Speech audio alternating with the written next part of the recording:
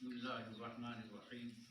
الحمد للہ رب العالمین والعاقبۃ للمتقین والصلاة والسلام علی رسول الکریم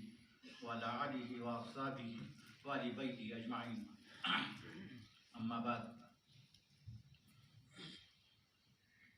توحید کی امانت سینوں میں ہے ہمارے، آسان نہیں بٹانا نام و نشان۔ صاحب صدر، علماء کرام، السلام علیکم ورحمۃ اللہ وبرکاتہ۔ آج اس مجلس کے انعقاد پر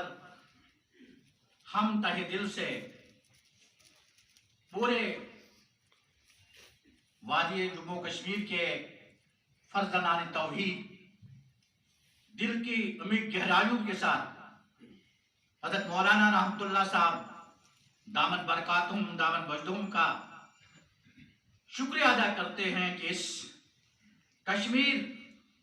جو حضرت علامہ انور شاہ کشمیری رحمت اللہ علیہ کی سرزمین ہے، جہاں سے علم کا یہ سمندر پورے عالم میں پھیلا، لیکن یہاں جو کام حضرت علامہ کو کرنا تھا، ہماری بدقسمتی کی وجہ سے، ہماری لاہریوں کی وجہ سے انہوں نے اس وطن عزیز کو چھوڑا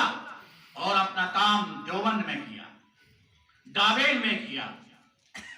اب شاید اللہ نے ان کے اس علم کو، ان کے اس دعائیں کی ہوں گی کہ ہماری کشمیری بھائیوں کو بھی علم کا، عمل کا کوئی ذریعہ بنے، تو اللہ تبارک تعالیٰ نے اس وادی میں آج سے 40 سال پہلے مدارس کے ایک بنیاد قائم کی، جو رابطہ مدارس جموں کشمیر کے طریقے پر چل رہی ہے الحمدللہ۔ اور اللہ تبارک تعالیٰ کا لاکھ لاکھ شکر ہے، لاکھ لاکھ احسان ہے، اس علمی درخت کو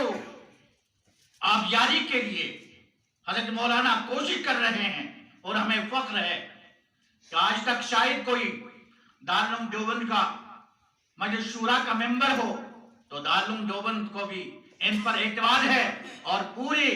جتنے بھی دیوبند سے وابستہ ہم طلباء ہیں، طالب علم ہیں، ہم بھی ان پر پورا اعتماد کرتے ہیں۔ انہوں نے جو کام شروع کیا ہے، اللہ تعالیٰ اس کام کو پائے تکمیل تک پہنچائے، اللہ تعالیٰ ان کا سایہ تا دیر ہمارے اوپر قائم رکھے، اور یہ کام جو دیوبند میں ہوا کرتا تھا اب شاید ہمارے سرزمین کی طرف آنے لگا۔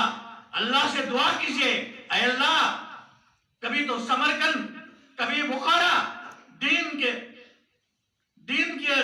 بڑے بڑے قلعے تھے، ہمارے اس کشمیر کو بھی دین کا قلعہ بنا دے، اور جتنے بھی پریشانیاں ہیں ان پریشانیوں کو اللہ تعالیٰ دور فرمائے، اور ہمارے ان مدارس کو، ان مکاتب کو، ان خانقاہوں کو جو دین کے لیے چل رہے ہیں